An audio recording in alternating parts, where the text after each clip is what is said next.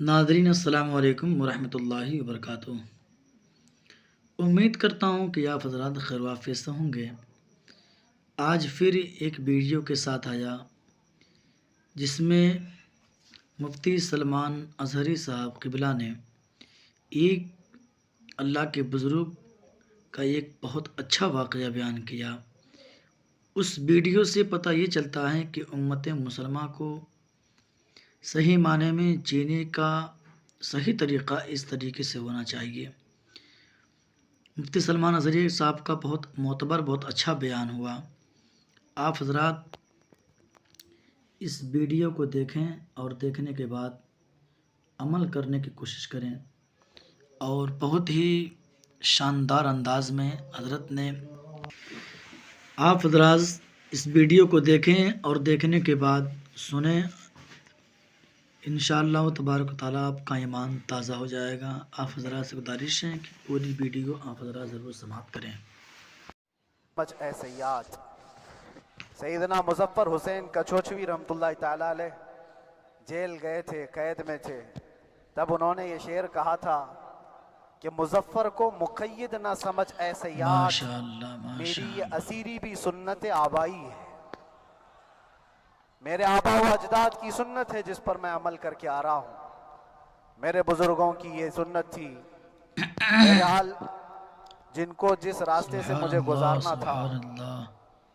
लोगों के दिलों में ये ठंडक थी शायद कि ज़ुबान बंद करके चंद दिनों के लिए कैद कर दिया जाए, मगर मेरा अकीदा ये था कि अल्लाह तबारक व तआला जब तक चाहे कि कोई उसके लिए पाबंदी नहीं कर लगा सकता। व इन यमसस्कल्लाहु बिदुर्रिन फला काशिफ लहु इल्ला हु। रब ताला फरमाता, अगर अल्लाह ताला तुम्हें कोई मुसीबत दे तो उसके अलावा कोई टाल नहीं सकता। व इन यमसस्कल्लाहु बिखैरिन फला राद्द लिफज़लिही। और अल्लाह किसी को भलाई दे दे तो फिर उसको रोक भी कोई नहीं सकता। माशाअल्लाह मौला तबारक व तआला अगर किसी को कोई मकाम अता कर दे तो हजारों कीड़ों के फड़फड़ाने से वो मकाम खत्म भी नहीं हो सकता। अल्लाह तबारक व तआला जिसको बढ़ाना चाहे उसके लिए कोई रास्ता रुकावट नहीं बन सकता। इसलिए कि हमने तारीख में देखा है, पैबंद लगे कपड़े पहनने वाले, पैरों में चप्पल नहीं थे, जिनके नाखून तक उखड़ जाते थे, लेकिन वो जब चलते थे कैसर और किसरा भी कांपते थे। जिनका ही ये नारा था, टल न सकते थे जंग में अगर अड़ जाते थे, पांव शेरों के भी मैदान से उखड़ जाते थे, हक से सरकश हुआ कोई तो बिगड़ जाते थे। अरे तेग क्या चीज है, हम तोप से भी लड़ जाते थे। ये वो सहाबा कराम और असलाफ़े किराम, उनका ये मामूल था। बज़ाहिर उनके पास कोई असबाब नहीं थे, लेकिन अल्लाह की मदद थी। वो पानी की तरह बहते हुए चले गए, न चट्टानों ने उनका रास्ता रोका, न दरियाओं ने उनका रास्ता रोका। वो जिस तरफ से जाते थे अल्लाह ताला उनके लिए रास्ते बनाता था। अजीज़ान गिरामी वक़ार, कौन है वो जो दरियाए दजला में अपने घोड़े दौड़ाए थे? कौन है वो जो दरिया में अपनी कश्तियां डालकर जला दिया था कि वापस जाने का कोई तसव्वुर ना हो? ये सब मेरे मुस्तफ़ा करीम के दीवानों की ही बात थी। इसीलिए आज भी दुनिया घबराती है तो शाने लोगों से नहीं, दीवानों से ही घबराती है। बहुत ज्यादा चालाक रहने वालों से नहीं, दीवानों से दुनिया घबराती है। इसलिए कि दुनिया को पता है, दुनिया जानती है कि दीवाना कहाँ देखता है किसी को पता नहीं। और ये उस दीवाने की बात कर रहा हूं जिसके लिए अल्लाह के हबीब सल्लल्लाहु ताला अलैहि वसल्लम की इज्जत व वक़ार सबसे अव्वल है। अज़ीज़ान गिरामी वक़ार, आज आपके सामने हाजिर आया ये मेरे उस्ताद गिरामी, मुरब्बी, उस्ताज़ुल असातिज़ा, बिरादर गिरामी हज़रतुल अल्लामा मुफ्ती ज़ुबैर अहमद साहब क़िबला अदामल्लाहु इक़बालहु, जिन्होंने दिन रात एक कर दिए थे। मेरे ख्याल से 8 महीने में जितने उनके बाल सफ़ेद हुए इससे ज़्यादा नहीं हुए होंगे। सिर्फ इसलिए नहीं कि एक भाई के लिए, इसलिए भी लड़ रहे थे कि एक आलिम के लिए जिससे दीन का बहुत सारा हिस्सा वाबस्ता है। उनकी मेहनतें रायगा ना गई। बहुत सारे मेरे अहबाब और क़रबा, ख़ास तौर पर मदनपुरा और विक्रोली से, जिन्होंने अपने घर बार छोड़कर मेरे लिए दौड़ते भागते रहे। अल्लाह रब्बुल इज़्ज़त इस बात का शाहिद है, एक एक दिन अंदर मैंने सब के लिए दुआएं की हैं और ऐसा नहीं कि कोई दिन भूला जाता। और बाहर की हमेशा ये खबरें आती रहती हैं कि हालात कैसे के कैसे होते जा रहे हैं। कभी अगर घबराहट और बेचैनी होती तो मेरे अजीज़ों सिर्फ एक ही बात हमारे पास थी इलाज के लिए, एक ही इलाज था। जब बेचैनी बढ़ जाती, अपनों से राब्ता नहीं हो पाता और किसी के खबर ना पहुंचती, खाने पीने की तकलीफें, रहने सहने की मुसीबतें जब सर पर आती, तो एक ही इलाज था, उनके निसार कोई कैसे ही रंज में हो, उनके निसार कोई कैसे ही रंज में हो, जब याद आ गए हैं सब गम भुला दिए, जब याद आ गए हैं सब गम भुला दिए हैं। उस रसूल महतरम सल्लल्लाहु तआला अलैहि वसल्लम का एहसान अजीम है। बार बार मुझे ये एहसास होता रहा, पूरी दुनिया अगर छोड़ दे, मगर यकीन था आमिना का लाल कभी नहीं छोड़ेगा, और छोड़ा भी नहीं, और छोड़ा भी नहीं। हर रात जो हमारा मामूल था, हमने जो देखा, हमारी पिछली जिंदगी में हमने उतने अजायबात नहीं देखे होंगे जो 8 महीने के अंदर हमने देखे। नबी पाक सल्लल्लाहु तआला अलैहि वसल्लम के इनामात और इकरामात, रब तबारक व तआला की मदद से दिल मजबूत होता है। अजीज़ान गिरामी, हमने तो वहां ऐसे लोगों को देखा जो डिप्रेशन का शिकार होकर काफिर भी हो गए और हालात से घबरा करके वो इनकार कर बैठे, कोई खुदा नहीं है, कोई मदद नहीं आती है। ऐसे हालात वहां देखे, लेकिन उन हालात में भी अल्लाह तबारक व तआला की मदद साथ रही। रसूल पाक सल्लल्लाहु तआला अलैहि वसल्लम का इनाम और इकराम ये था कि जिस तरह से गए थे उसी तरह से वापस भी आए, जिस तरह से गए थे वैसी वापस आए। और ना मेरे मुस्तफ़ा ने बाहर मेरी इज्जत में कमी की, ना अंदर इज्जत में कमी की, कहीं पर भी नहीं। अल्हम्दुलिल्लाह, जिस शान के साथ रसूल पाक सल्लल्लाहु तआला अलैहि वसल्लम अपने चाहने वालों को रखते हैं, वो मैंने दुनिया में देखा। और फिर ये अर्ज किया, आका आज आपकी इज्जत पर बात करने वाले को, चाहे वो 1000 काल कोठरी के अंदर हो, आप इज्जत के साथ बिठाते हैं, तो फिर कयामत के दिन उसकी इज्जत का क्या हाल होगा। अर्श हक है मसनद रिफात रसूलुल्लाह की, देखनी है हश्र में इज्जत रसूलुल्लाह की। मेरे अजीजों, एक बात को तय करके चलो, उन्हें जाना, उन्हें माना, न रखा गैर से काम, लिल्लाहिल हम्द, मैं दुनिया से मुसलमान गया। उस एक बात में जो इज्जत है, दुनिया के किसी मकाम और मनसब और मर्तबे में इज्जत नहीं है। और हालात दुनिया इंशाअल्लाह मैं सुनाता रहूंगा। अल्लाह तबारक व तआला जब तक ये जुबान रखा है, हक बोलते रहेंगे और सुनाते रहेंगे, और भी हालात आपको इंशाअल्लाह अज़ीज़ आगे सुनाते रहेंगे। लेकिन आज खुसूसियत के साथ मैं जुमा के लिए इसीलिए हाजिर आया कि यहाँ के लोग पल पल याद करते रहे। हजरत मुझे हर बार खबर देते कि जब नमाज से फारिग होकर के मैं निकलूं तो मुझे लोग पकड़ लेते, क्या हुआ, अब क्या खबर है। तो जिस कदर आपकी बेचैनी थी, बेकरारी थी, मेरे अजीजों, मुझे भी मिलने की बेचैनी और बेकरारी थी। लेकिन ये एक स्टेज था जिससे गुजारा गया है, एक मकाम था जिससे गुजारा गया। मैं तो एक निकम्मा आदमी, मैं तो एक कम पढ़ा हुआ, लेकिन आपको बुजुर्गान दीन की अगर तारीख पता हो, इमाम आजम अबू हनीफा रज़ियल्लाहु ताला जिनको नाहक जेल में रखा गया था, इमाम मूसा काजिम रज़ियल्लाहु ताला 7 साल तक कैद में रहे। ये कौन इमाम मूसा काजिम, जिनके दरबार में जाने के लिए गौसे आजम अब्दुल कादिर जिलानी रज़ियल्लाहु ताला 4 किलोमीटर दूर अपनी चप्पल उतार दिया करते थे। इमाम मूसा काजिम का वो दरबार है जिनको बाबुल हवाइज कहा जाता है। उस इमाम को 7 साल तक बगैर किसी कसूर के कैद में रखा गया। और हद तो ये है कि उसी कैद खाने में जहर देकर के आपको मारा गया है। आपका जनाजा जेल से निकला था। इमाम अहमद बिन हम्बल, जिनको 5 लाख हदीसें याद हैं नबी पाक सल्लल्लाहु तआला अलैहि वसल्लम की, बगदाद के सरे बाजार आपको नंगी पीठ पर कोड़े मारे गए। आपको अंदाजा है, बुजुर्गान दीन की एक लंबी फहरिस्त है। जब मैं वहां गया था तो एक बुजुर्ग की बड़ी याद आई, वो थे हजरत मुजद्दिद अल-फैसानी रज़ियल्लाहु ताला।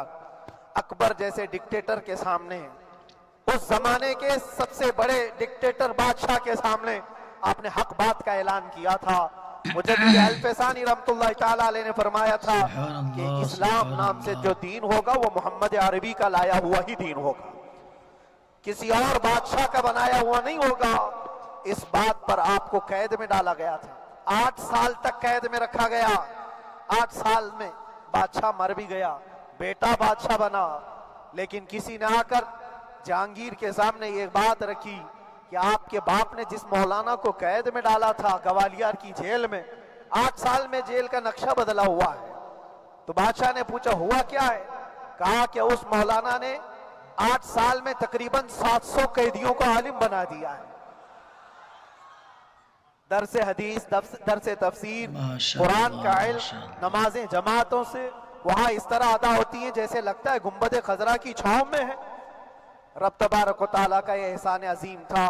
इन 8 महीनों में बिहम्दी ताला मैंने अपनी लाइफ में कभी इतनी इमामत नहीं की थी जितनी वहां इमामत किया, इसलिए कि पाबंदी नहीं हो पाती। जब जब इमाम रहा, मस्जिद में छुट्टियां हुआ करती थी, इधर उधर आना जाना, लेकिन वहां पर कभी किसी नमाज में छुट्टी नहीं हुई। और इमामत अल्लाह तबारक व तआला को जहां लेना है वहां लेता रहे। और मुझे इस बात का थोड़ा कल्क था, 24 साल से मैं तरावी सुना रहा था। 24 साल, 24 तरावी हो चुकी थी। रमजानुल मुबारक का 24 गुजर चुके थे, 25वां साल था। जालिमों ने मुझे रमजान से पहले अंदर कर दिया। बार बार ये ख्वाहिश होती थी कि मेरी तरावी छूटने ना पाए। 25वीं तरावी है, 25वीं मेहराब है, लेकिन रब तबारक व तआला का एहसान, अंदर मौजूद सारे मुसलमानों ने यह मुतालबा किया कि हम यहाँ जमात से तरावी कायम करेंगे। और अब तक लोग अलम तरा कैफ वाली तरावी कभी कभार पढ़ लिया करते हैं, लेकिन सारे लोगों ने मिल करके ये इत्तेफाकन कहा कि हम पूरा कुरान आपसे सुनना चाहते हैं। कैसे कैसे कैदी थे, कैसे कैसे क्राइम वाले थे। मैंने कहा आज मैं एक दिन पढ़ाता हूँ, एक पारा पढ़ूंगा, आपको अगर लगे तो बता देना, भारी पड़ जाए, क्योंकि लोग सारे क्रिमिनल हैं और कई तरह के जराइम किए हुए लोग। नमाज दीन से कहां ज्यादा रिश्ता, कहा हो सकता है ये घबरा कर भाग जाएं। एक दिन पढ़ाऊंगा, अगर आपको लगे तो बोल देना, नहीं तो कल से अलम तरा। पहले दिन तरावी पढ़ा है, दूसरे दिन सारे लोगों ने कहा आपने एक पारा पढ़ाया है, सहरी तक भी पढ़ाएंगे तो इंशाल्लाह खड़े रहेंगे। ये जो इस्तेकामत, ये सारी चीजें दिलों का जमा होना और हमारी तरफ दिलों को फेर देना बगैर अल्लाह की मदद के नहीं होता। रसूल पाक सल्लल्लाहु ताला अलैहि वसल्लम के करम और एहसान के बगैर नहीं होता। वो तरावी भी पढ़ते रहे, तफसीर कुरान भी सुनते रहे और कुरान की तालीम भी लेते रहे। फिर मुझे अंदाजा ये हुआ कि रब तबारक व तआला की मंशा ये थी कि हमारी तरावी की मेहराब की सिल्वर जुबली जेल के अंदर हो जाए। मुझे इस बात का कोई कल्क नहीं रहा कि मेरी कोई चीज छूट गई है। हाँ, ईद, बकरीद, मुहर्रम, ये तमाम चीजें लोगों की याद तो रहती, रिश्तेदार, अहिबा, अकरबा की याद, लेकिन अल्लाह की मर्जी। मेरा रब तबारक व तआला जो पसंद करे उसमें हम राजी। अगर मौला ये चाहता है कि मैं तन्हा पढ़ूं तो उसकी रजा में हम राजी। अगर वो चाहता है कि मजमे हजारों में हम नमाज अदा करें तो उसकी मर्जी पर हम कायम हैं। अजीज़ान गिराम वक़ार, सब्र और सुकून के साथ जो हालात गुजरे उसमें सबसे बड़ा किरदार आप सबकी दुआओं का है। सबकी दुआओं का, मशाइख, सारे पीरान इज़ाम, तमाम सलासिल के और हर मस्जिद के इमाम अपने मेहराब और मिंबर से जो दुआ करते रहे, ये सारा जखीरा मेरे लिए इतना बड़ा है जिसको मैं बयान नहीं कर सकता। हर एक की जानिब से दुआएं, औरतों बच्चों की तरफ से मन्नतें, रोजे, न जाने क्या क्या कर लिया। फिर मुझे अंदाजा हुआ कि सिर्फ अपने आराम, अपनी राहत के लिए फड़फड़ाने से कुछ नहीं होगा। रब तबारक व तआला ये चाहता है कि पूरी उम्मत मिलकर के इस फकीर के लिए दुआ करे। और अल्लाह ताला को जब तक मंजूर था तुम्हारी दुआएं होती रही। बाज लोगों को ये ख्याल भी आया, कुछ मेरे अहब्बा अकरबा रिश्तेदारों ने भी कहा इतनी सारी दुआएं हुई, इतनी सारी दुआएं हुई, कबूल क्यों नहीं होती? एक बात याद रखो, पूरी दुनिया मिलकर खड़े होकर दुआ करे। अल्लाह की कुदरत पर कोई काम करना वाजिब नहीं है, अल्लाह पर कोई चीज वाजिब नहीं है। अगर वो अपने फजल से अता करते तो इसका एहसान है। उसका एहसान है। अब चाहे वो साल भर में कबूल करे कि 5 साल में कबूल करे, एक बात याद आती है मेरे अजीजों, हमारी कैद तो 8 महीने की होगी, उन बुजुर्गाने दीन की कैद 8 साल 7 साल। इमाम मोहम्मद बिन हसन अस्करी 20 साल तक कैद में रहे, 20 साल तक अंदर सलाखों के पीछे बंद रखा गया। ये अहले बैत अथार हैं, अइम्मा इज़ाम हैं, उनकी तकलीफें देखकर फिर हमारी तकलीफ छोटी लगती और फिर नबी पाक सल्लल्लाहु ताला अलैहि वसल्लम की याद आती। सिर्फ इस बात का हमें फख्र था कि तुमने कभी चोरी के इल्जाम में तो नहीं गिरफ्तार किया, किसी घिनौने इल्जाम में तो नहीं गिरफ्तार किया। हाँ, अगर किसी बात पर गिरफ्तार किया है तो इनसे पूछो तो अब ये बोलने में भी शर्म करते हैं। मौलाना को क्यों गिरफ्तार किया है, मौलाना को क्यों अंदर रखा है, शर्म आती है बोलने में, क्योंकि उन्होंने कुछ ऐसा बोला था जिसको बोलने में शर्म आती। क्या बोला था मेरे अजीजों, ये एक अलग कहानी है, अभी मैं उस पर कुछ गुफ्तगू नहीं करता, इसलिए कि हर एक को याद हो चुकी है, हर एक को याद है। मैं उस कहानी की तरफ नहीं जाता, लेकिन इतना मुझे आज इस मुल्क में रहते हुए एहसास है कि अभी भी इंसाफ खत्म नहीं हुआ है। इंसाफ पूरी तरह खत्म हो जाए तो अल्लाह का अजाब आ जाएगा, अल्लाह का अजाब आ जाएगा।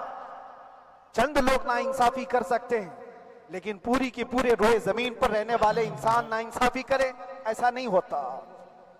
हमारे हक में सुप्रीम की तरफ से जो इंसाफ आया है, हमारे दिल में इस कदर जगह है आज और इस कदर एहसास है कि हमें यह अंदाजा आज भी होता है कि चाहे कुछ भी हो जाए, लेकिन इंसाफ पूरी तरह से मर नहीं सकता, इंसाफ पूरी तरह से मर नहीं सकता। यह हमारा मुल्क अजीज हिंदुस्तान किसी खास आदमी के ठेकेदारी में नहीं है, सभी का खून शामिल है यहाँ की मिट्टी में। किसी के बाप का हिंदुस्तान थोड़ी है, हमारा भी है, आपका भी है, सबका भी है। और मेरे अजीजों, पता नहीं, ये भी शायद राहत इंदौरी साहब का शेर है और इससे पहले भी कुछ बोला था, वो भी उनका ही था, तो डेंजर ही हुआ करता है। अल्लाह तबारक व तआला आप सब पर फजल फरमाए, करम फरमाए।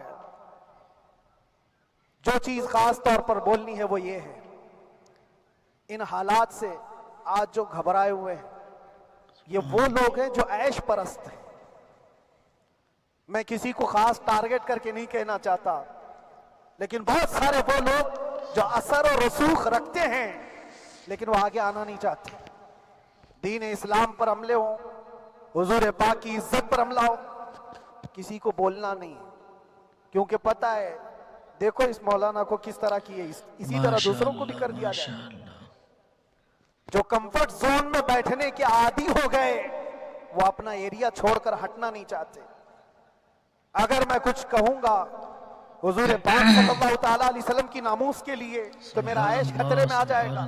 अक्सर की यही सोच है। मेरा तो अपना धंधा है, मेरा बिजनेस है, मेरे बीवी बच्चे हैं, हो सकता है मौलाना को किसी चीज की फिक्र नहीं होगी। आपको मैं बताऊं, आपको अंदाजा नहीं हमारे दिल में हमारे बच्चों की कितनी मोहब्बत है।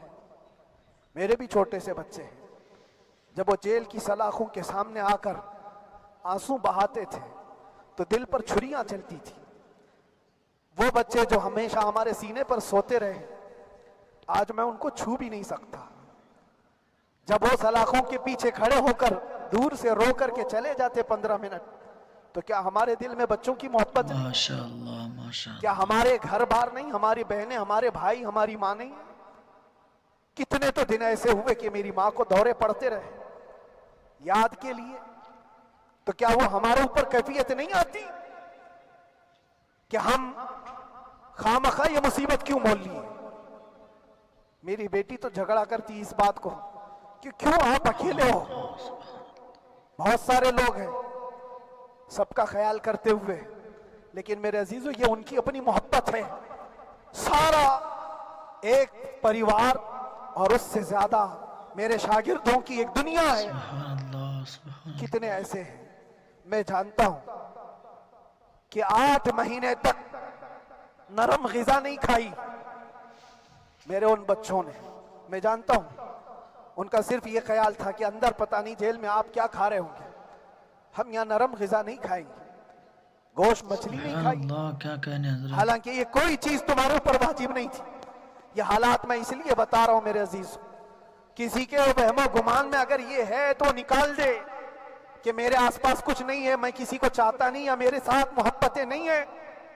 कसरत से मोहब्बत करने वाले लोग हैं मेरे पास, मेरे इन भाइयों की और मेरे बहनों की, मेरे घर वालों की मोहब्बत तो ऐसी है कि उनके घरों के बच्चों के मामलात भी बगैर मुझसे पूछे नहीं होते। अगर 8 महीने अंदर रहा तो किसी का रिश्ता नहीं, तो बातचीत भी नहीं है, रिश्ता नहीं होगा जब तक ये ना आए, सारे काम डिपेंड रहते थे। मुझे भी इन तमाम चीजों का एहसास है, लेकिन ये सब चीजें एक तरफ, मेरे मुस्तफा की इज्जत अपनी तरफ। माशा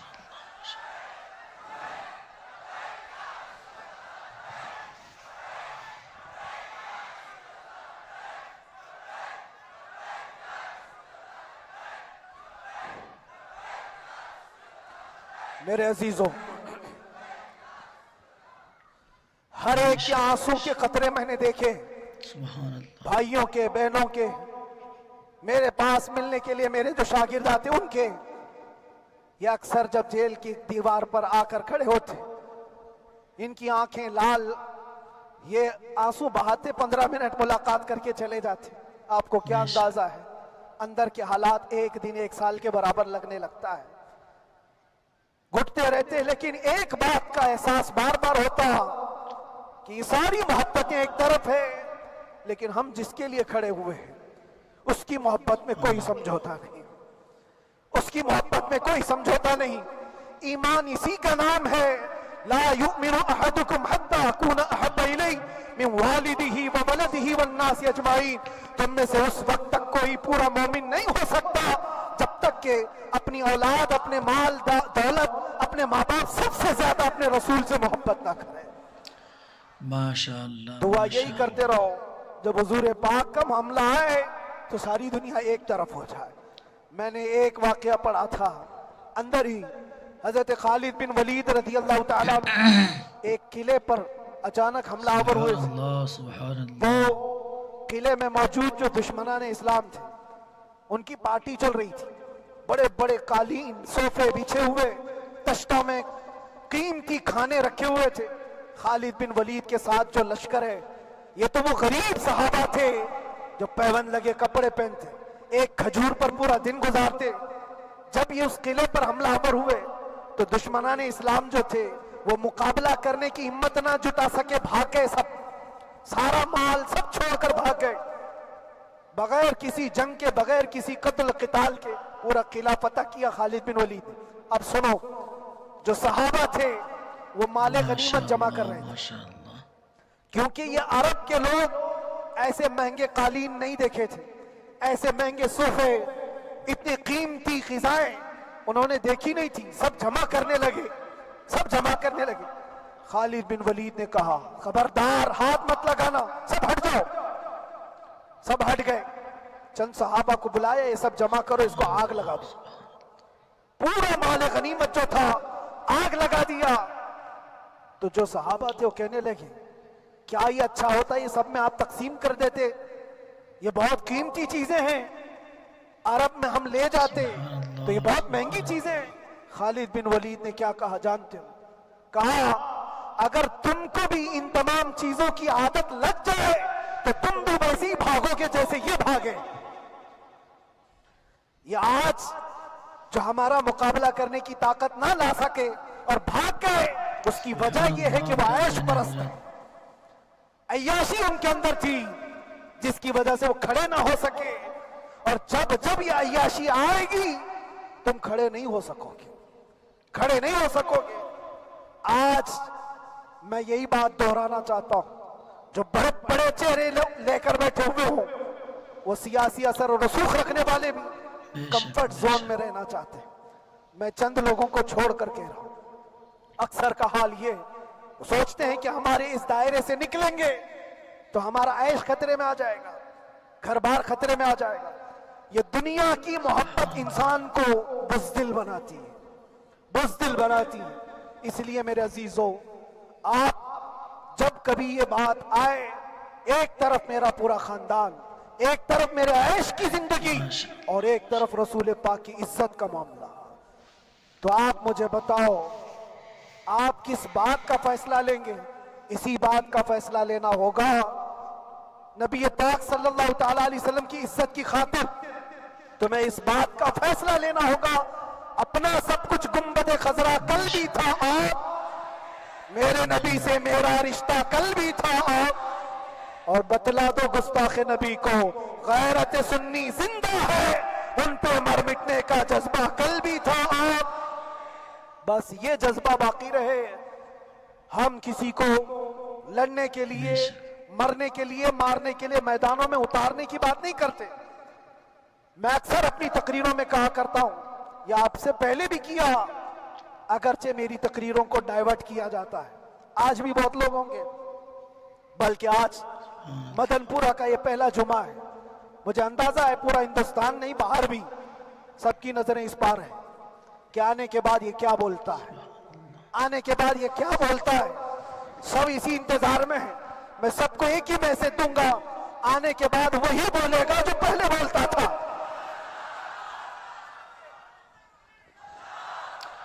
माशाअल्लाह, माशाअल्लाह।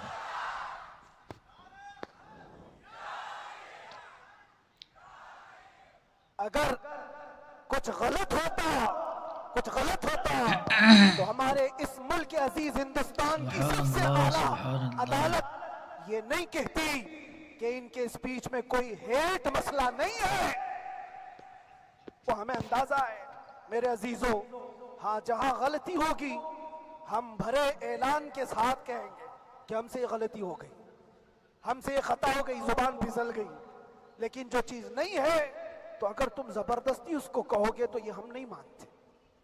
हाँ, बस इतनी दुआ मेरे हक में करें कि जितनी भी जिंदगी बाकी है, जितनी जिंदगी बाकी है, अल्लाह तबारक व तआला हुजूर पाक की मोहब्बत और उनकी अजमत की हिफाजत के लिए जीते मरने की तौफीक अता फरमाए।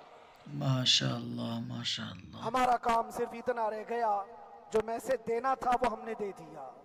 अब जो हालात आ रहे हैं मेरे अजीजों, आप सबके लिए भी मैं ये गुजारिश करूंगा, दीन की तरफ आ जाओ, सच्चाई की तरफ आ जाओ, वरना गाजर मूली की तरह कट जाओगे, खत्म हो जाओ। दीन की तरफ आओ, सच्चाई की तरफ आओ। और इस्लाम ने कहीं पर भी तुम्हें किसी तरह के आतंक और दहशत की तालीम नहीं दी है।